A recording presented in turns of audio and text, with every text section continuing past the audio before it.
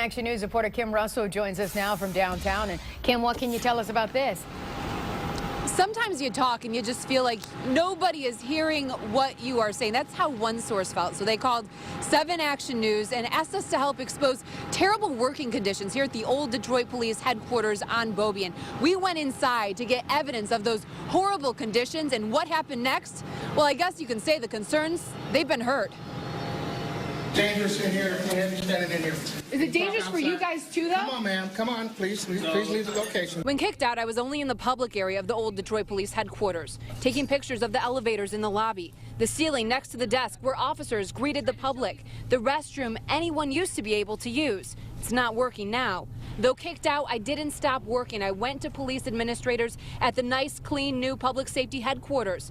None in charge work in the old building. What do you want to say to the officers who say they're being forced to work in unsafe conditions? I haven't heard that complaint. And though I explained that water was dripping through the lights, the building smelled like mold, and there were no working toilets, this was the plan. The next 2 months, we should be totally vacated out of that building.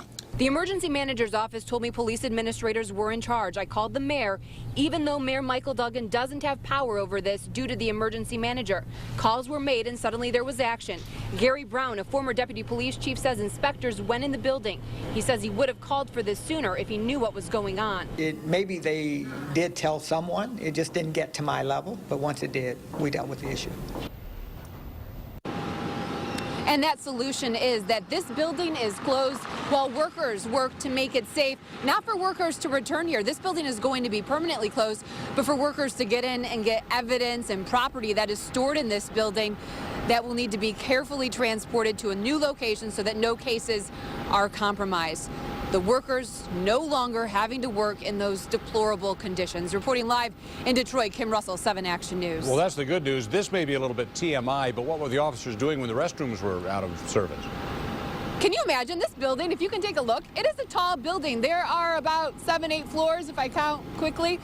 So they were going down the stairs, the elevators weren't working, and then they were going down the street to Greektown Casino across the street, using the restroom there. They did have a trailer for a little while, but they say not for long. Yeah, Live in Detroit, Kim Russell, back to you. Yeah, and that's also on the city's dime, and they weren't working when they're out taking those long, long trips. Kim, thank you for that. Very tedious. Thank you for that live report tonight.